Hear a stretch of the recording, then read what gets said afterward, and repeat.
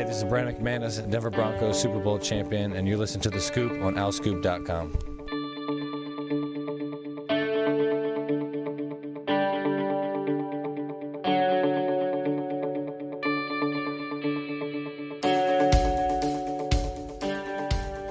Hello, everybody. Welcome back to The Scoop. This is Season 5, Episode 42, the Al Horford episode, Sam. Nice. Phone. Heck yeah. Jackie Robinson episode. Of course, yes, Jackie Robinson, Al Horford. Mariano Rivera. Of all the The Red Sox fan said that. I just had it in my mind so much that I wanted to zing Sam with a former Celtic that I went straight He's been to thinking about it the entire day. Yes. Yeah, so episode 42, a lot. We're wrapping up, I guess we'll flip over to season 6 in August. Got a packed show for you today, an interview with Adam DiMichele, Temple's offensive assistant or top offensive analyst. He's been on the staff for a while. You guys know him, of course, as a quarterback, former Temple quarterback, who's been a key piece to the turnaround of the program. So we'll be talking to Adam in a second. And, of course, some breaking news with Pat Kraft leaving Temple to become the next athletic director at Boston College. Plan to ask Adam about that, and got a couple of mailbag questions, of course, naturally. So that's where we'll be talking a lot about Pat Kraft and his impact on the program, and what's next for Temple. But first, again, the bulk of the podcast that you're going to hear today is our conversation with Adam DiMichele. Had a chance to talk to him a lot about just his playing career at Temple, being part of the turnaround with Al Golden. Adam was obviously one of several key players who helped turn Temple from one of the worst programs in the country to definitely a respectable program that really started to send that wave of guys into the NFL, like Tahir Whitehead, so many other guys. Talked to him about his current role, what's next on the, who's ready to step up on the roster. He tells us a little bit about Trad Betty. Hasn't been able to talk about Real Mitchell, the transfer they just added from Iowa State, until he gets on campus. But a lot of good stuff from Adam here. So we're going to play this interview with Adam, and then react to it on the other side. And like I said, we got some good stuff in the mailbag and some basketball recruiting updates as well. So here is our conversation with Adam DiMichele. All right, so we're really happy to have Temple assistant coach Adam DiMichele with us. Again, if you've followed the Temple football program for a while, you know that Adam has really been one of the common threads throughout really the most critical period of the turnaround of the program as a player under Al Golden. Came back to coach with Matt Rule, and he stuck with every staff along the way. And there's something to be said for that, because it's not easy to do in this business. Adam, you're here with Sam Cohen and Sam Newman. We're really thrilled to have you.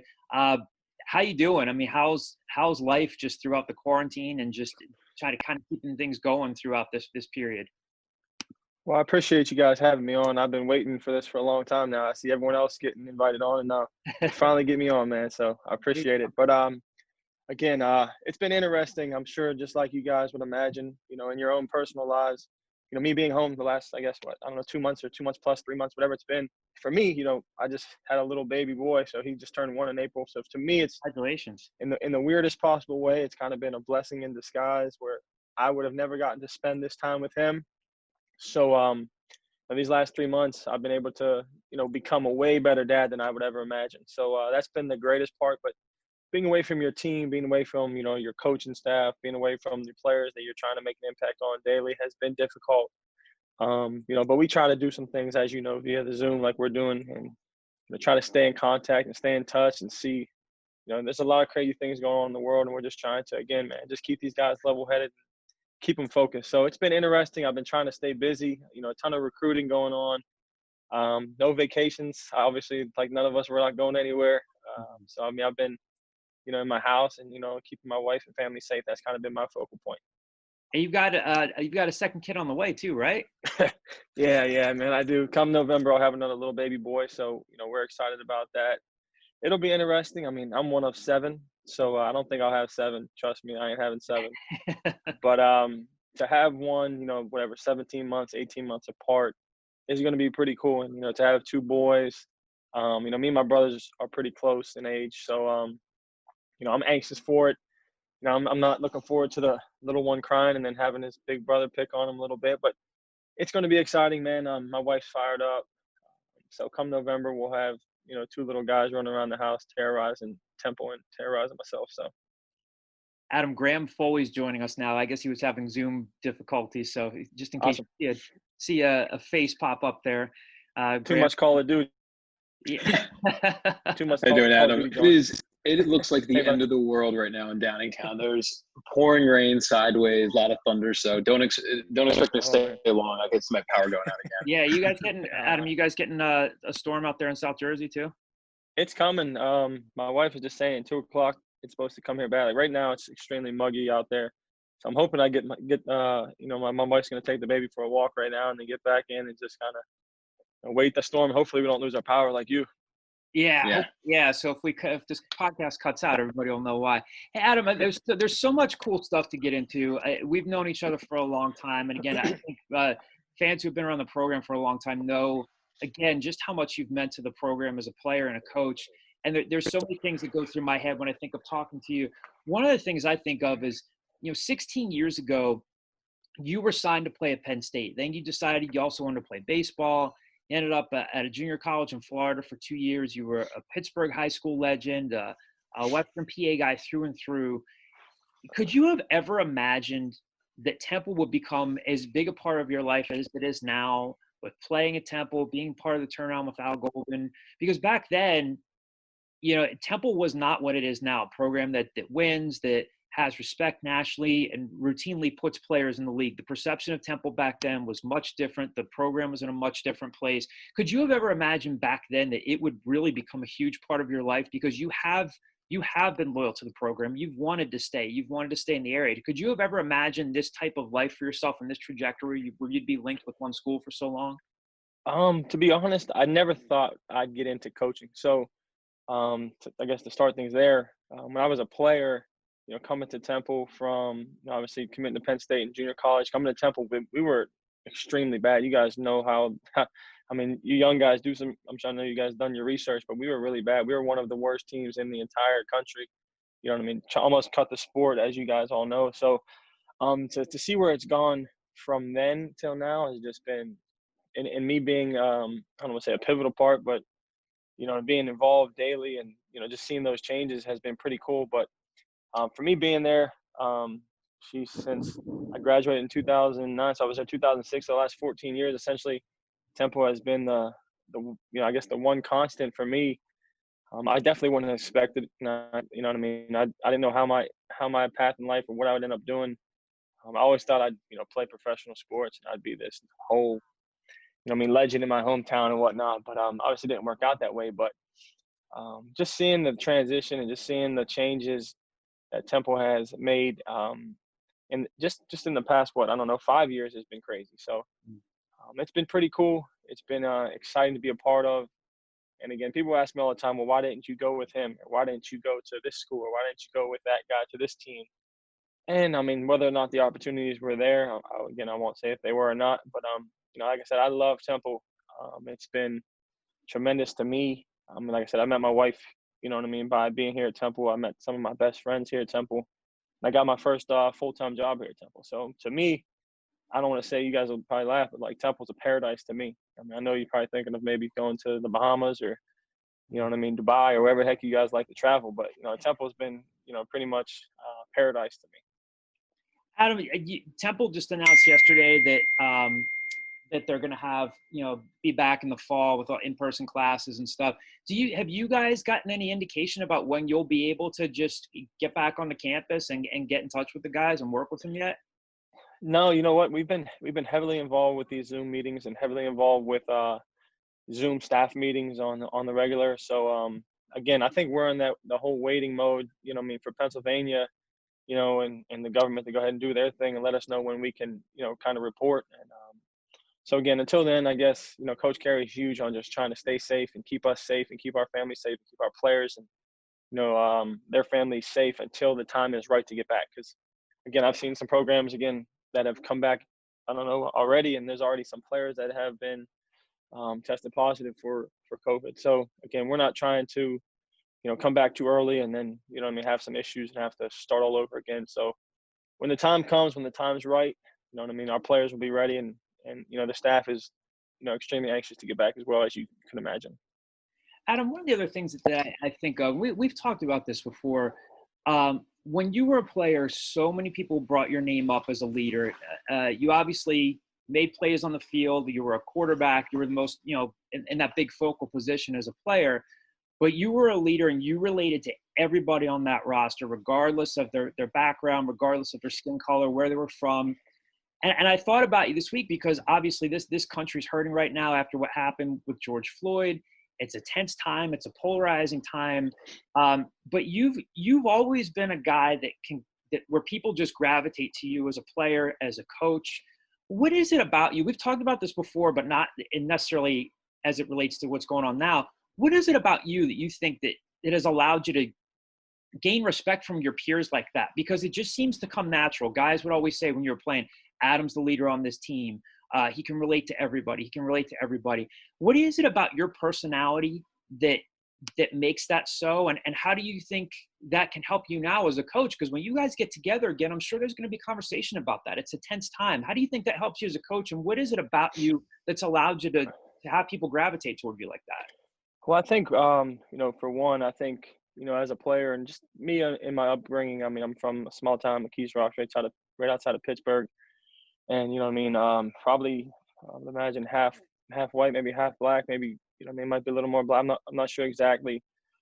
But, being there and being around those guys and just, seeing how competitive I was at a young age and seeing how I carried that competitiveness into my family. Like I said, I'm one of 7 kids and 5 brothers. So everything we did was, competitive. We wrestled, we fought, we, played sports, we did all that stuff. And, my father taught me at a young age, competition is king. Continue to compete. Don't quit. I just carried that over into my high school career. And, I just worked. And, when people see another man go out there and, and dig his feet in the ground and really put in the work to get to what he wants to do and get to where he wants to be, I think people gravitate towards that. And it carried over to college. I came here with a chip on my shoulder. And I think a lot of the people at Temple did it as well. I think one of your guys asked the question about how do people stick in the NFL? Well, that's why. They come with a chip on their shoulder. They come hungry. They come angry almost.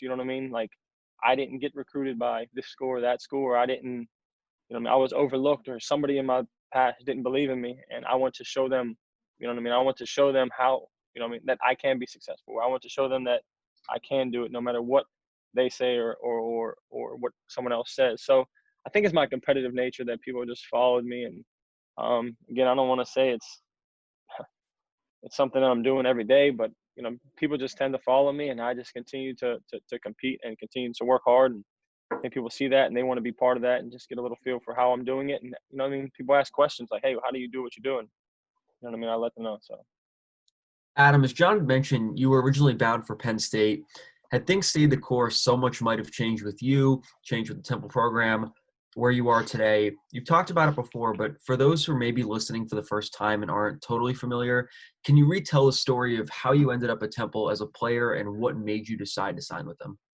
Yeah, it was interesting. In 2004, I graduated high school, which seems like forever ago, but I was a highly decorated athlete, but didn't have many offers to play in college sports. I don't know if it was because of my size or I didn't know what sport I was going to play, baseball, football, or basketball. But I played basketball one day, and Coach Bradley, who now coaches for the Steelers, the DB coach of the Steelers, came to watch me play basketball. He was the Penn State DB coach, defensive coordinator. And he came to watch me play basketball. And after that game, we went to, rules were a little different there, but we went to get something to eat at my mom's restaurant that, she worked at. And they offered me a scholarship. And it was probably about, 3 weeks before signing day.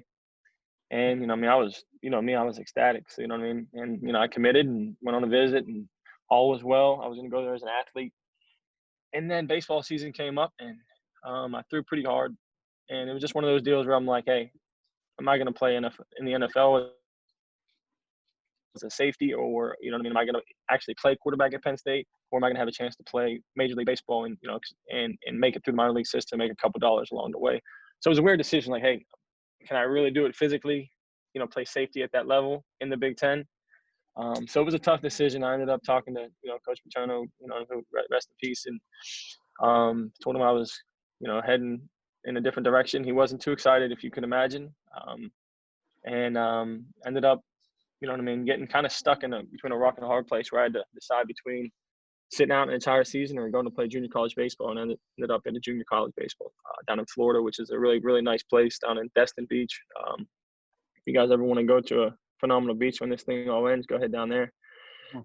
But after that, it was funny because all I did was play basketball and all I did was throw football after baseball practice. That's all I did. It was like I couldn't stop playing the other sports that I was just so ingrained in doing every single day, because I've never played just one sport. And I think that was the tough part for me. So I think after my second year, I had some baseball opportunities, and I just told my high school coach, like, hey, let them know I want to play football again, whoever comes to recruit your incoming class. So it was basically come down to between Temple and Ohio University. I was going to go to Ohio University. I was all set to go, and I said, hey, I went on a visit there, and I said, hey, when would I have to report? And it was like the beginning of summer, and they said, well, we're doing this trimester thing, and they said, you have about 3 days. And I was like, oh. I was like, well, I don't think I can really do that right now. So the whole Temple thing came together. My brother was a walk-on there who ended up transferring and breaking the all-time tackle record at Robert Morris, and he's in the Robert Morris Hall of Fame. But he sent the tape to Coach Nixon, to Coach Nixon, who's now with Matt Rule with the Panthers. And he was like, hey, we need a quarterback. Coach Golden just got here, and I came to visit Temple, and Coach Golden then offered me a scholarship, and it was really, that was kind of how it all went together. It wasn't the greatest visit. I sat with Jason Harper at the time. He was the running back there, receiver for me. We played video games, and I think it might have been a Whitehall dorm. It was a terrible visit. There really wasn't anything going on in the summer.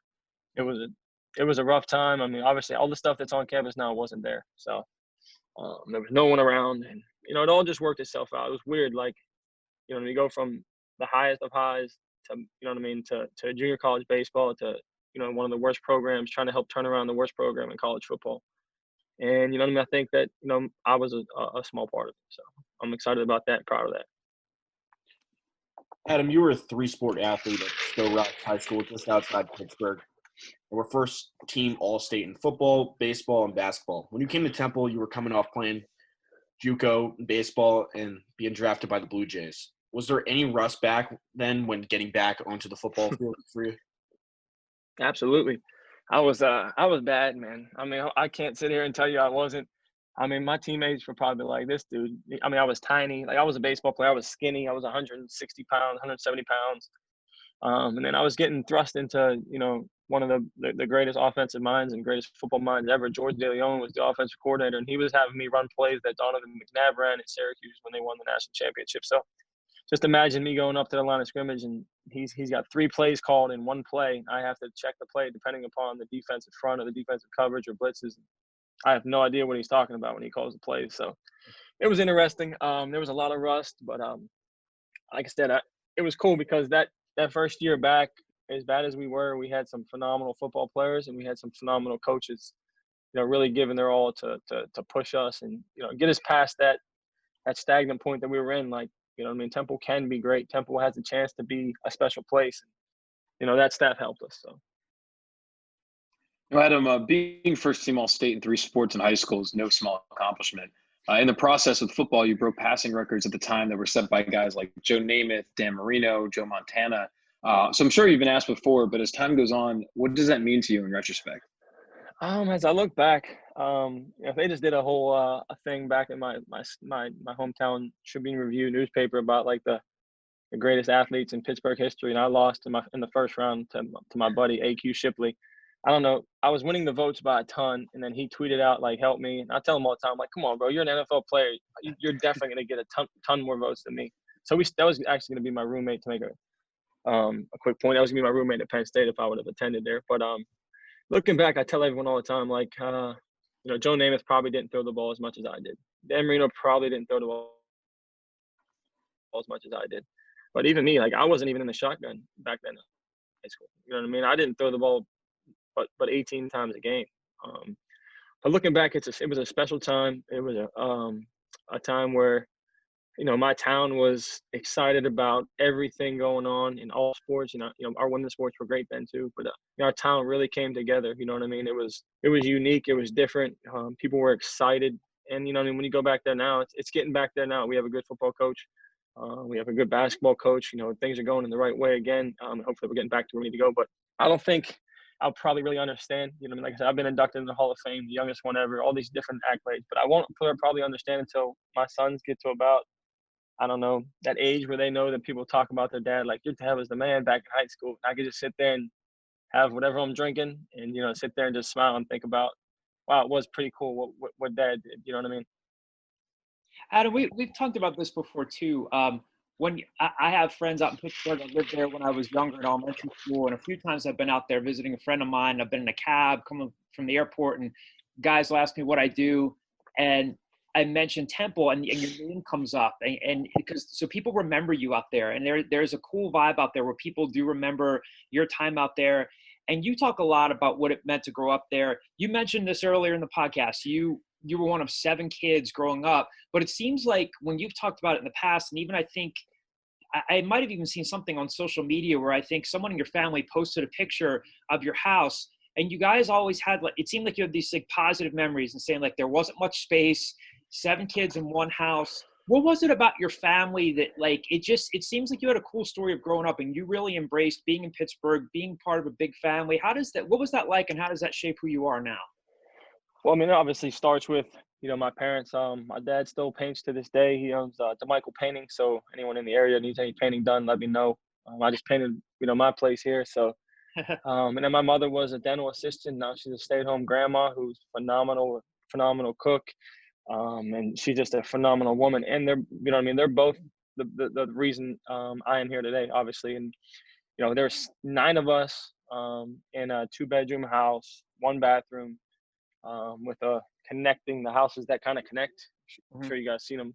Yeah. Seen them before. It was different. It was different growing up.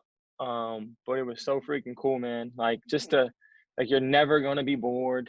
There's never an instance where someone's not getting yelled at, or someone's not, you know, making a joke, or someone's not wrestling, or someone's not filming something. Or, you know, I was blessed to have a park right across the street from my house for the basketball court. A giant football field, essentially just a big green field. You know, monkey bars, tables, things to do. So, like, when the sun came up, you know what I mean, my parents were like, all right, get out of here. They kicked us out the house, and, you know, we went and played.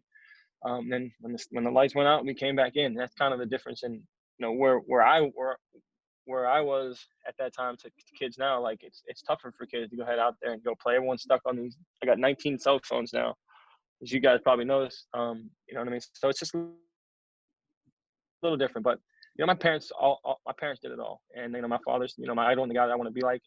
I don't know how he did it. I don't know how they figured out Christmas. I don't know how they figured out birthdays. I don't know how they figured out just traveling. You know what I mean? My dad must have went through like 37 different cars, you know what I mean, to get us places. I don't know how he did it, but it was cool. Like I said, people always ask me all the time, I'm like, I wouldn't change that for anything. And people say, you want big family? I'm like, you're dang right I want a big family, but I don't want 7.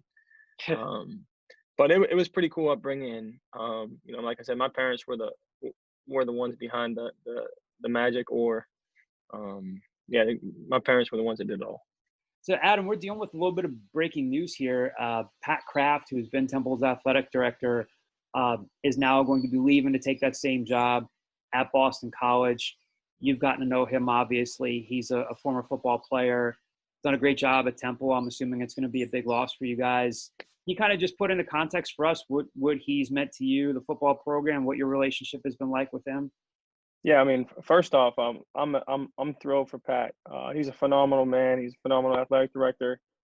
He really cares about the people that are working for him and working with him, and he truly cares about the players. And I'm not just talking football. I mean, we have these all-staff meetings, and, I mean, the guy is intense. The guy's passionate, and he's done a really good job. Obviously, you know, him and I have been here, I mean, from the beginning. I mean, so 7 years, I think he's been around. I've been a little longer, but so we saw this thing through, and I mean, he was a big part of it, and our relationship has been great.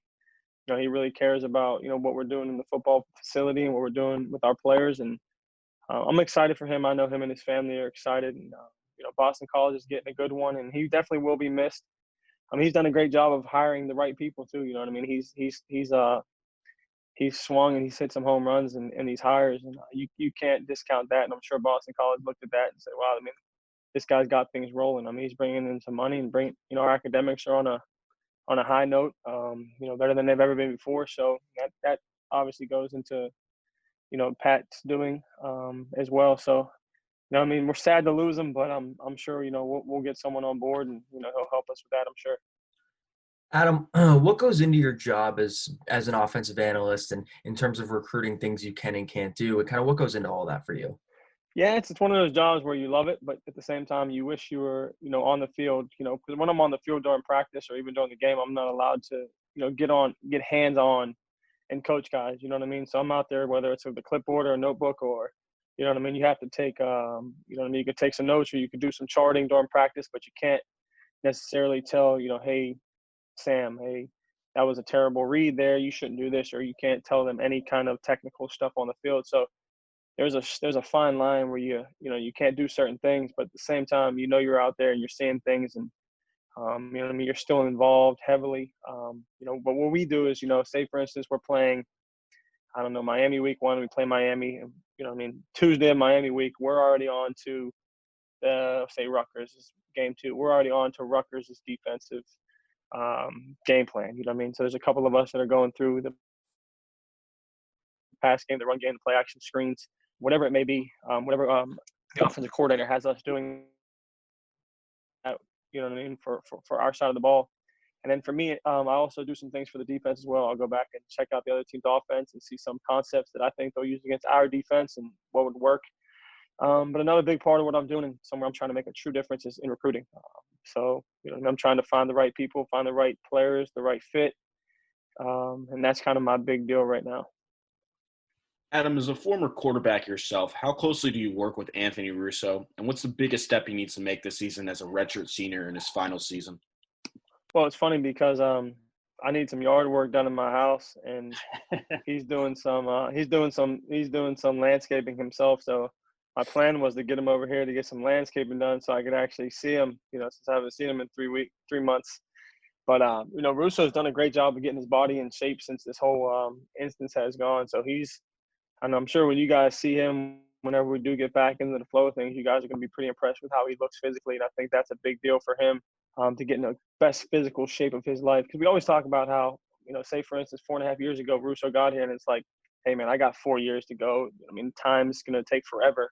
And now he's on his last step and his last chance to go ahead and prove himself and prove, I guess, to the NFL people, because he wants to play in the NFL. We all know that. And he wants to prove to his teammates that, he's the right guy for the job.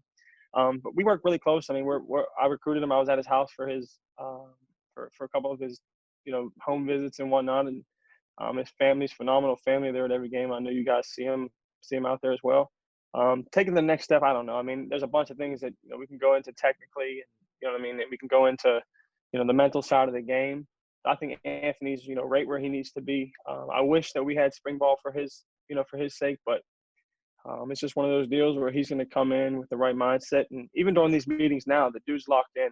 And I don't want to say I've never seen him like this before, and you're going to see a different Anthony Russo, because I mean he's done some things, throwing the ball and leadership wise that are pretty impressive. But I'm anxious to see him when we get back, and he'll take the next step. And when you see that, maybe just reach out to me and say, "Is this what you were talking about? You didn't want to say on air?" I'll tell you, yeah. Adam, this is going to be, it might sound like a simple question, but this is going to be Anthony's first season as a starter where he's been able to work with the same offensive coordinator and head coach in consecutive seasons.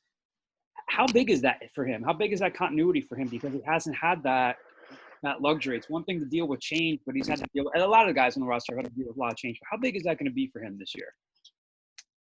It'll be huge for the quarterback position. I mean, I think when this season's over and, whatever happens. Anthony's going to look back and say, wow, having so many different offenses was actually beneficial to him at the next level. But for where he's at in college, you'd love to say, hey, I spent my time in the same offense, learning the lingo, learning the verbiage, learning the checks, learning the concept, learning the in-depth details of not just the quarterback play, because, we can do that within, Coach Harmon, Coach U, teach them that stuff in a year as quarterback, but to know what the wide receivers are going to do, where the running backs are going to be, who the line's going to block and pick up in protection.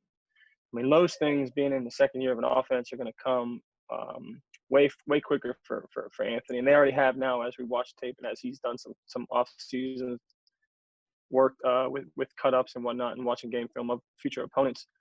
Do you guys see that one? Power almost flickered again right there. Oh, So gosh. Really? yeah.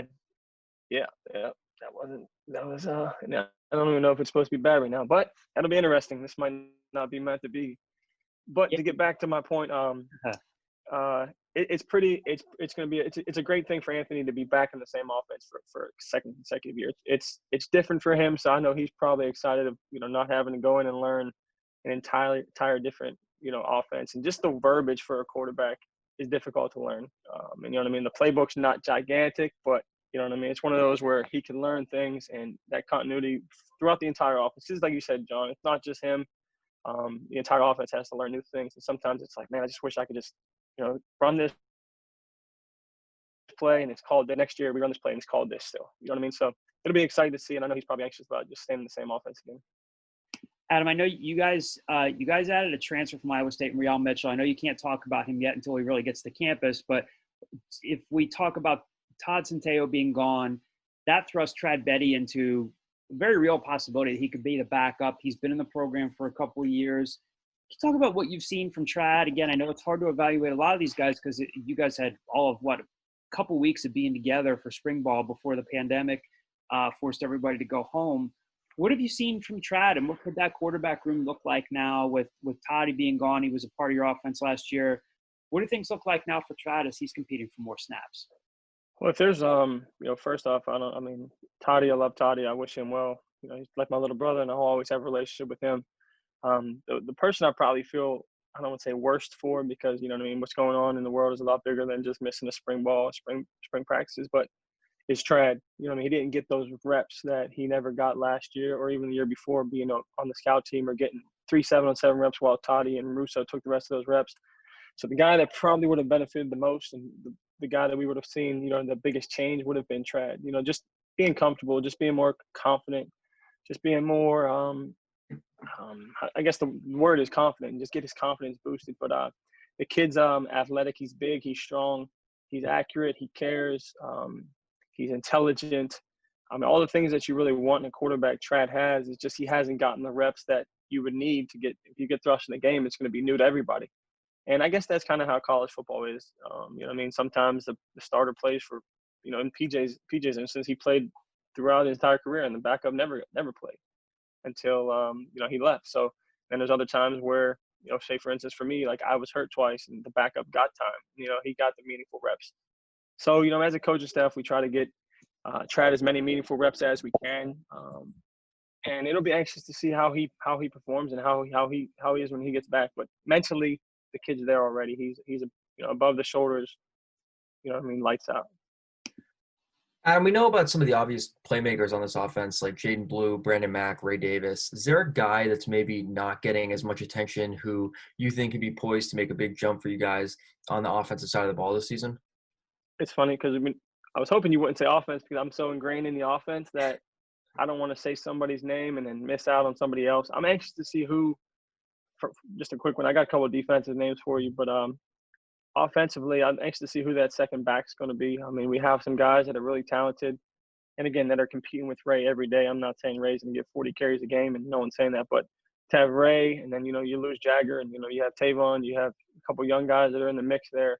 I'm anxious to see who that guy's going to be that's going to take some load off of Ray and just help Ray in our running game along the lines. We have a ton of receivers. We have a crap ton of guys. But for me, again, I'm anxious to see who's going to replace these 3 NFL linebackers. I know Isaiah Graham Mobley and Will Quenku have played ball for us. I'm anxious to see them get back from those injuries. I'm anxious to see who takes over for Sam Franklin, and then who's going to rush the passer for us. I know there's a lot of questions, and I don't want to say concerns, but we're anxious to see our guys go ahead and get the quarterback. Leighton Jordan and Trayvon King, and Nick Midori, and there's a couple other guys I was just thinking about this morning actually. Arnold Ibatike, however you say it, AK-47, my boy. So there's some guys that, and then obviously we have our guys inside that are pretty stout. So defensively, I'm anxious to see them go. I'm with the offense every day, so I can name you 5,000 people that I think are going to have great years. But defensively, those two positions, and then I want to see Linwood Crump get back from his injury and have a great senior year. Adam, you came back to Temple to coach under Matt Rule as a graduate assistant in 2013. Since then, you've had various different roles under Matt, then Jeff Collins, and now with Rod Carey. What have you learned and taken from each of those roles and those coaches, and where do you think you are now as a coach compared to when you first started? Well, obviously, I think at the end of the day, I'm a lot more wise as a coach. I'm a lot smarter.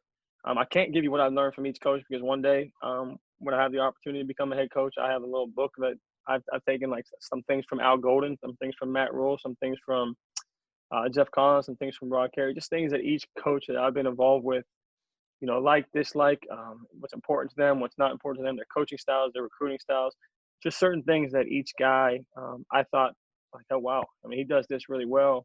I need to take this and save this so I have it for whenever my opportunity comes down the line. And there's some things where I don't agree with what they're doing. It's like, hey, I don't really see eye to eye with how you're doing things, but I just put that in my little notebook as well. So, but for me, man, I've come a long way. I never wanted to become a coach, to be quite honest with you. I never thought that was in my picture, in my plans. When Matt offered me the GA position, I was like, hey, let's give it a shot. And at the end of the day, I mean, you're here to make an impact and make a difference. And every day I go to work, and that's my thought process. My little brother keeps me on my toes with that. You try to stay as positive as you can, make a difference, and, make impacts on young kids' lives.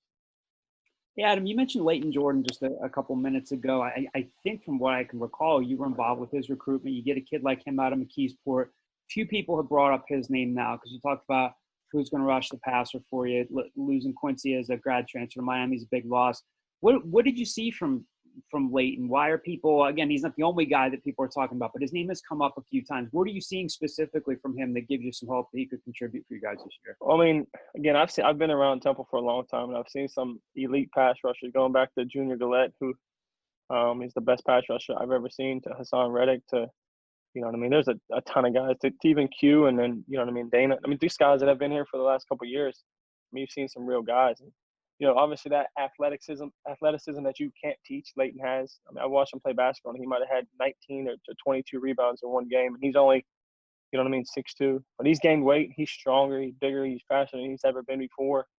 And again, if you guys would have seen some practices in the spring, you guys have been pretty impressed with what he's been doing. And I think he's locked in. So I'm anxious to see him go to work. But I mean, the kid's a competitive kid, and I think he's finally figured out college football, or at least starting to figure it out. Because he's not there yet. Nobody is. Until you graduate, and you're like, oh, wow, well, maybe I should have done this differently. But he's kind of, just turning the corner a little bit day by day. And I'm anxious to see him get back because I know he's bigger, stronger, faster. So we shall see how that goes. Adam, you and I have talked about this. People haven't heard you talk about this in a while, and one of our podcast listeners to hear this. So you spent some time with the Eagles in training camp in 2009. We've joked about this before, that the one night that I went down to the link and I was there to do a story on you, and it turned out to be the night that the Eagles had signed Michael Vick, which affects you because it puts another quarterback on the roster.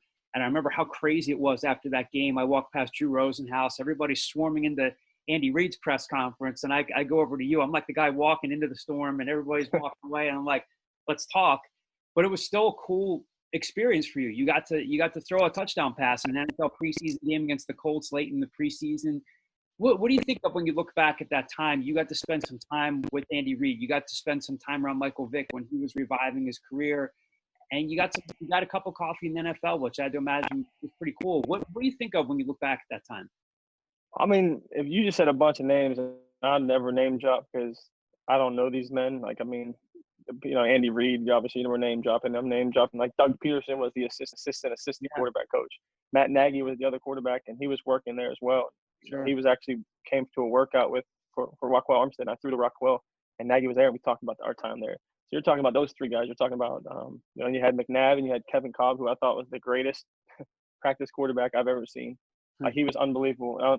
He was unreal. And A.J. Feely, and then when Vic came, it was pretty cool. It was a big old circus, like you said, man. But when you're there, you just kind of sit back and, think about, like, I'm sitting at a table now, and I just picture, like, McNabb being there, Vic being there, Feely being there. You know what I mean? Marty Morningwig being there, Andy Reid. So it's pretty cool when you see all this stuff, and then all these guys are still successful in life. And all these guys are so successful in, still coaching in the NFL. And it's like, man, I mean, one day You know what I mean? Maybe that could be me, or maybe one day, like, you continue to work, that will be me.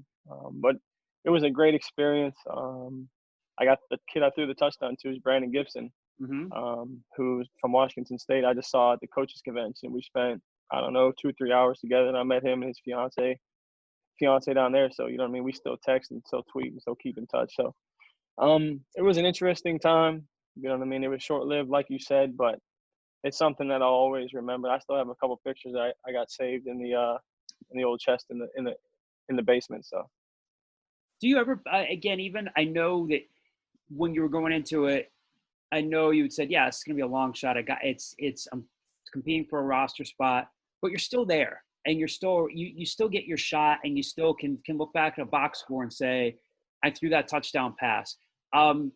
You've been in big moments, and again, you were a big name out in Pittsburgh. Did you ever, when you were looking around, did you ever kind of pinch yourself and say, however long this lasts, I'll always be able to say that I got to sit in a room with these guys? And if so, like, I know they're focused a lot on what they need to do, but did you ever take anything from that moment where McNabb said anything to you, or Andy Reid said anything to you that sticks with you? I remember a quick funny story. You know, me being the whatever I was, the fourth or fifth quarterback during practice. You know, you're throwing individual routes. You're not really getting any teamwork. So I went down to like the running back versus tight ends, running back and tight ends versus the linebackers. It was like a 3-on-3, 7-on-7 with just running back routes and tight ends. And I'm sitting back there and someone's going, and Andy Reid literally was there. And he's like, DiMichele, get in there. And I was like, all right. So I like run in there, right? I'm about to break he was like red, right, 50 bingo crosser to play with, something like that. And I'm breaking the huddle, and he looked like, he goes, hey, you know what you're doing? I'm like, and for some reason, I don't know why I said this, but I said, I got you, big guy. That's what I told Andy Reid. So if you can imagine, whenever I turned back to the line of scrimmage, I was like, well, yeah, I'm probably going to be cut after this. So I went out there and threw a pass to Cornelius Ingram for a completion, and he just gave me a little nod and stuff. But I don't know if I took anything that I remember necessarily from any of the guys. It was so long ago, it feels. I mean, I've learned so much stuff from other people that I've spent more time with and been more involved in the game and coaching. But, I mean, they were great to me. I mean, I guess that's all I could say. You know what I mean? Anything I had question-wise, even though a guy like me who probably wasn't going to make the team, they answered the right way. And I appreciate that from them. You kept your career going after that in the CFL, the Arena Football League. What stands out to you from those seasons? I wish the CFL, man, I could have just seen myself playing up there. To this day, I could see myself still being there. I don't know why it didn't work out, whether or not I wasn't good enough for the opportunity. Whenever I, got released, I couldn't get myself back up there to, get back involved. And I ended up saying, hey, let me just go ahead and play arena football to, get some tape. But I could have seen that being a real a spot where I could have spent 10 plus years and really, just grew myself as a football player. But obviously it didn't work out that way. Then I started playing arena, and I played for the Soul, which was phenomenal. I love those people. But my brothers were going to Milan. They played in Milan, two of them, and they wanted me to come to play quarterback, and I turned it down to go play for arena football. So that was my one mistake so far as a player or a coach, was not going to play with my brothers in Italy. So, Adam, you guys just had 4 guys drafted and 4 more signed as undrafted rookie free agents. When you watch draft coverage on TV, even the national guys keep repeating the Temple Tough motto. What has that attention done for you guys on the recruiting front? I know you can't mention the names of the guys who have verbally committed in 2021 but haven't signed yet, but what has the reception been like on the recruiting trail when you mention stuff like that? It's interesting because, you throw stats out there that, we're in the Northeast, obviously behind Penn State. We've had the most guys in the NFL in the past 6 years, more than any other school in the Northeast. And I've been trying to get that stat thrown out for years. And, we put it out there. It's been good to us. I still don't think people realize how good it really is. I don't think families realize how good it really is until you really just sit there and tell them, like, hey, listen, like, there's 28 guys on the NFL roster from Temple, and they're all fairly new. Like, you talk about my guy Tahir Whitehead, and you talk about Brandon McManus. They're essentially the oldest guys. I mean, I'm actually looking at a list right now. They're the oldest guys in the NFL for us, if I'm not mistaken. And I'm trying to think who else would it be, but you're talking about guys that are playing meaningful football as well. So, I still think people don't understand how good of a program we are and how we develop our players and get them to the next level. It's interesting to even sometimes high school coaches don't really understand it. Like, you throw a stat out there and someone will message me and say, wow, I didn't know that. Well, I mean, dude, do you watch TV? Like, are you guys looking at the things that we're seeing? Every year there's 3+ dudes. I mean, 3+ guys in the NFL have been drafted here for the last 3 or 4, I want to say 3 years. It might be even 4 now, or 2+ in the last 4 years, whatever it is.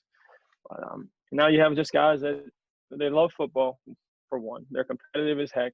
2, they have a chip on their shoulder. I mean, we're intelligent guys that they want to do well, and they'll do what they're told, and they'll do extra. So, again, I think the more we get things out there, the more we talk to families and parents about those kind of things, the better we'll be in recruiting. Adam, before we get to a few reader mailbag questions from fans here on the message boards, I want to bring it back to the Al Golden era, because I've talked to some of the guys about this. And again, I mean, rightfully so, Matt Rule has gotten a lot of attention with what he did, obviously at Temple, then Baylor, now, of course, being in the NFL. And Matt has always been the one to say, hey, we all know that I was a small part of the turnaround. He was on Al's staff. Again, you were there when Al was building it from the ground up.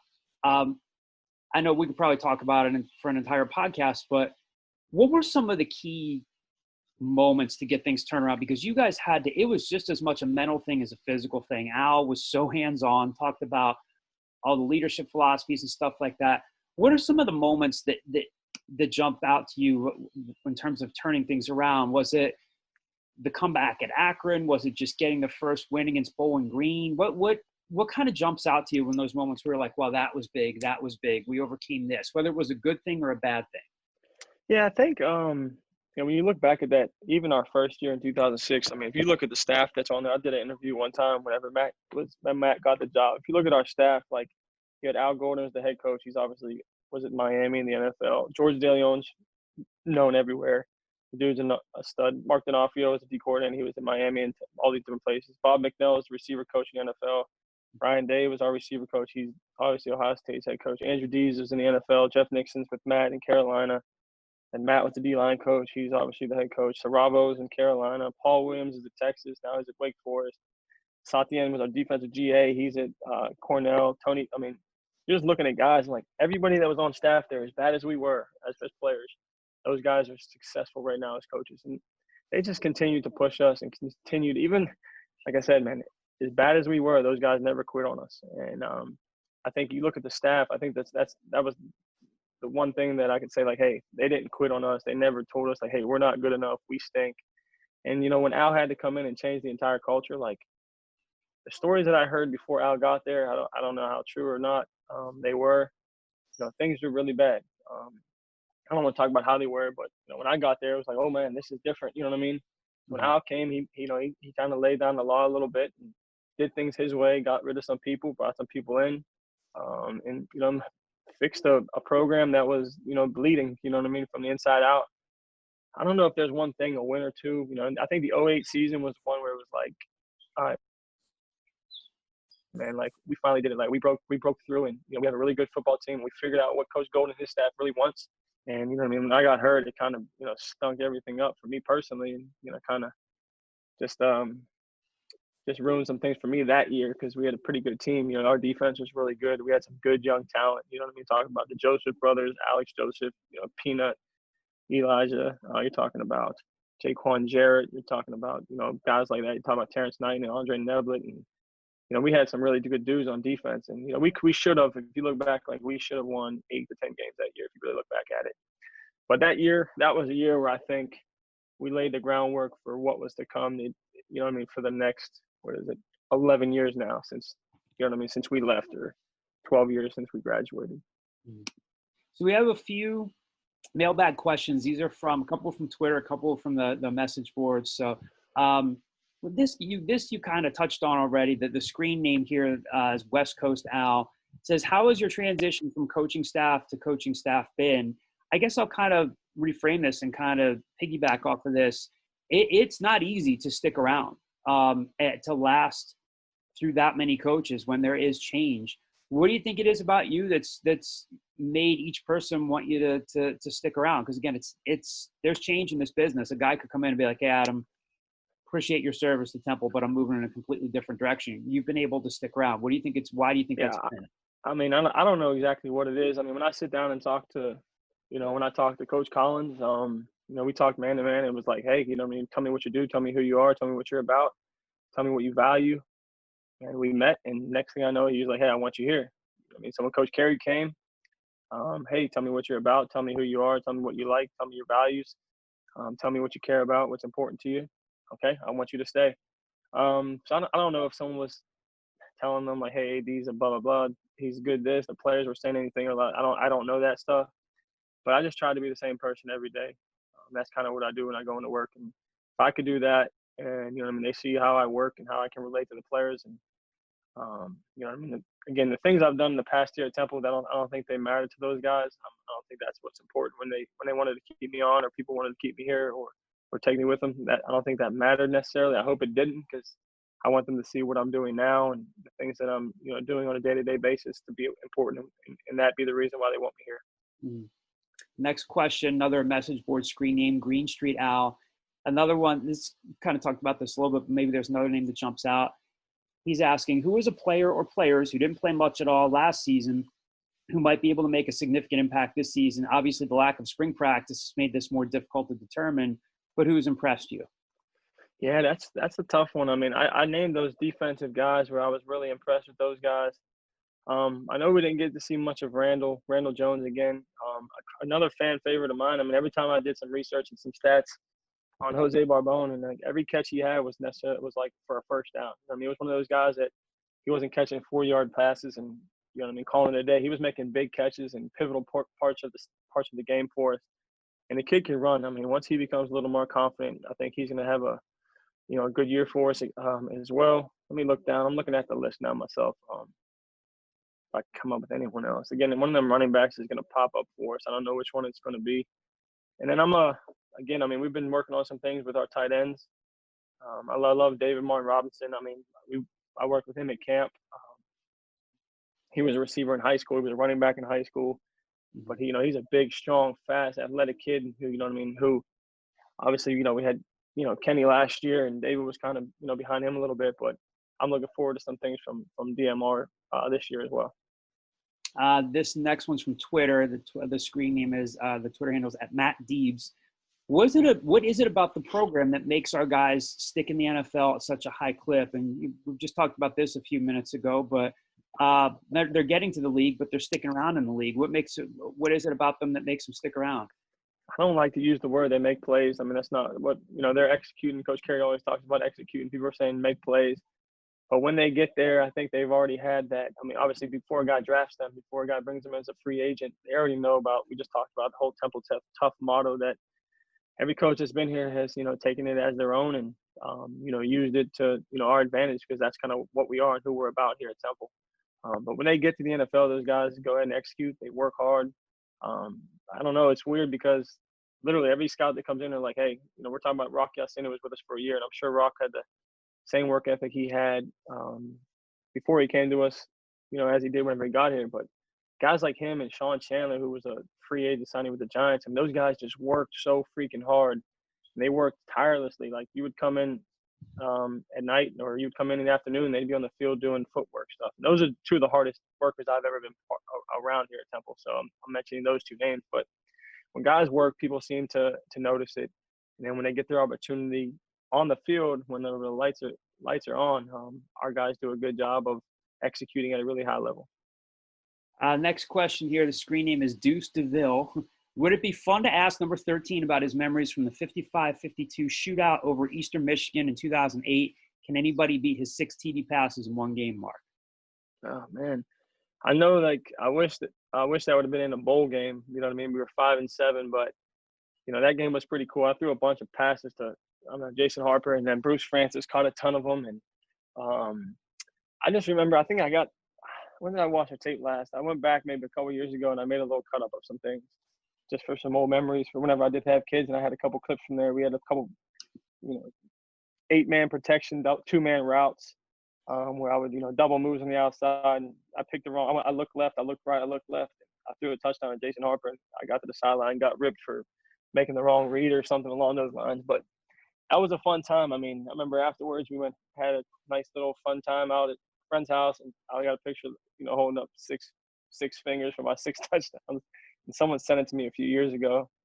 But that was a fun time. I think that hopefully this year one of our quarterbacks breaks that record. That'll be pretty freaking cool. Let me close things out for you, Adam. Give me your favorite Al Golden story and your favorite Matt Rule story, because they're both characters. Al had so many sayings. You know how involved he was with literally everything. He was definitely the CEO type. Matt's a character too. Give me your favorite Al Golden story and your favorite Matt Rule story. I mean, one time when Golden was the head coach, I sat in the first row in the far right corner, and it was like, it might have been like 19 degrees outside. I'm not talking. It was a slushy, rainy, cold 19 degrees where, like, your hands, you can't throw a football. You can't, like, my thumb, like, so when you throw a football, guys, I'm sure you guys, this thumb has to, like, it can't be like that. It has to go around the football, right? So my thumb could not fit around the football. So it's literally frozen in my hand like this. And I'm getting the snap, and we're doing individual routes. I'm throwing it, and it's going right in the ground. And it's going right in the ground. So I'm like, he looks at me, and Matt's like there, and they're both looking at me. I'm like, I'm over here, like, they do the whole palms up. Like, we couldn't do palms up. That's what they talked about. Like, Yeah. I'm like, Coach, my thumb is frozen. So he's like ripping me. And I was like, you know what, man, screw it. So I just ran off the field right during the middle of practice. I went in the locker room, stuck my hand in some hot, warm water, fixed my thumb, came back out and finished practice or whatever, threw it well, whatever. So the next day we had a team meeting. He just laying into me without saying my name. Like, our team leader's quitting, worried about how his hand's frozen at practice. We can't, because we were trying to build that Temple Tough motto. You know what I mean? That was a way of doing that. And I knew he wasn't trying to be personal, but, you know what I mean? If you can't get after one of your leaders, then who can you get after? So but that was a good moment that I still tell these guys now, tell our quarterbacks now whenever it gets cold. I'm trying to think of Matt. I mean, I have too many stories. I mean, we've been around each other for a long time. Probably too many. I could probably give you some offline. One time he let us rent out his house whenever I was a GA. Me, Evan Cooper, and another GA. And he wasn't too fond of how we left it, I guess you could say. So, and I blame someone else for that. It wasn't me. I'm not going to say any names, but him and his wife, who I love, Jolie's a woman, they weren't too fond of how we left the house, and he let us rent it whenever he became the head coach. And just put, you know, I mean, I still don't think I'm out of the doghouse with her. So I guess we could leave it at that. But there's too many football memories, and, you know what I mean, just some things we talked about. And, you know what I mean, you know, I still carried, I lost my wallet. I think I still have the note somewhere, but he wrote me a note whenever I was a player, and I had kept it in my wallet for like 10 years after he had given to me for a game. So that's what I try to do with my quarterbacks now. Just kind of write them a little something. He wrote a big old page. He has terrible writing as is. So a couple of things, you know, I mean, there's probably more that can come up, you know, here and there, but, you know, those are just a few. Cool. Adam, this is so much fun. Thanks for sticking with us through all this. We appreciate it. And hopefully at some point we'll see you on campus before the season starts, and stay safe. Again, congratulations on being a father. Congratulations on second boy being along the way. And hopefully we'll talk to you soon. Thanks, guys. You guys are the best, man. Thanks so much, Adam. All right, boys. All right, so big thank you to Adam DiMichele for spending time with us. It's been a stormy time here in the Delaware Valley with power outages and stuff like that. So we're glad we were able to get that interview in. Hopefully we'll see Adam and the coaches at some point. I think there's a chance, as we asked them earlier in the interview, Temple has announced its plans to be back on campus in the fall with a mix of in-person classes and online classes. I would think that there will be a college football season, whether it's going to be a 12-game season or a 10-game season, or if they're going to be non-conference games. All that is yet to be determined. The Football Oversight Committee has been recommending a six-week preseason camp. When that can all get started in each region of the country remains to be seen, but hopefully we'll have some football. We mentioned at the top of the show that got some basketball recruiting news and really just some updates. Rivals released its latest top 150. Stevie Mitchell, who's really been Temple's top recruiting priority in this class, moved up to 79th on that list. Sam Iamide, who Sam Cohen talked to, moved into the rankings at 146th. As we mentioned last week and in previous weeks, he's added some additional offers. Stevie Mitchell is going to announce his top 5 on June 9th in just a few days. We'd be completely shocked if Temple was not in that top 5. I would think at this point that feel free to disagree with me, guys, but I think Temple and Stanford are probably the two teams near the top of his list and kind of running neck and neck at this point. Yeah, I would say that's probably the two that are fighting over him. Yeah, it's Temple and Stanford, and then everybody else, it seems. Because, I mean, he hasn't gotten that Villanova offer yet, so. Yeah, and Miami's in the mix as well. So we'll obviously have, as we've been saying throughout the course of the last several weeks, we'll continue to keep you updated on Stephen Mitchell's recruitment. Also, Temple has made the top 7 list of Gianni Thompson, a 6'7" forward at the Brimmer May School up in Chestnut Hill, ironically enough, where Pat Kraft is headed now. Sam, there's a story on the site now about Gianni Thompson. You had a chance to talk to him. We'll play a clip here in a second from your conversation. Don't want to give away the whole story. It's there for our subscribers. Just real quick, your impressions of your conversation with him. Seems like a super, super nice kid. And his recruitment kind of is, I don't want to say blown up, but he's really gotten his name out there a lot more in the last year or so. He played his freshman year at Beaver Country Day High School, transferred to a private school at Brimmer in May, and was able to kind of grow his recruitment, grow himself as a player. Reminds me a little bit of Zach Hicks, a 6'7" forward who likes to play the wing, can kind of do it all, can play the 1 through the 4. So, Temple is in his top 7. If he is a guy that Temple could land, that could be a really good forward piece. Again, something we've talked about of fitting the mold of tall, lengthy, athletic guys that can score the ball, versatile guys that would fit into what Aaron McKee wants. Be sure to check out Sam's story on Gianni Thompson. Again, Temple's in his top 7. Here, as promised, is a clip of Sam's conversation with Gianni Thompson. There's a lot of great players around the country. You're not going to go meet them all. There's people that are more athletic than me. There might be people that are better shooters than me. There might be people that dribble the ball better. But if you understand the game, college coaches really notice that. In college, it's more complex and advanced. And if you're able to understand the game better, you fit in immediately, and you're able to play immediately, and you're able to make an impact. So that part. All right. So again, good stuff there from Sam. We'll continue to have more recruiting news for you in the basketball front and the football front. A scheduling note for all of you. I think we had talked about this before on our message boards, but it's official now. Temple will be playing Virginia in the inaugural Hall of Fame shootout. It's going to be a one-day triple header on November 13th at the Spectrum Center down in Charlotte, the home of Sam Newman, Carolina Sam. Then Sam Cohn becomes Boston Sam Adams. Maybe we'll have to make an Alice Scoop road trip. We could, yes. Definitely could. Hopefully it'll be safe to travel by then. We can make some stops along the way. We have a few mailbag questions. 2 of these are related to the Pat Kraft thing. We'll close and talking about Pat. One of these is from our friend Jack Fatika at the I Believe guy on Twitter. I told him I would answer this one for him. Where's your favorite local COVID takeout spot? I live close, looking for ideas. That's for JDC in Havertown. Jack, I would say there's Sam's Pizza on Brookline Boulevard, close to us in Havertown. They've got good pizza, got good salads. We've ordered from Ozzy in Villanova. They've got good sushi. We've done takeout there a couple times for my wife's birthday.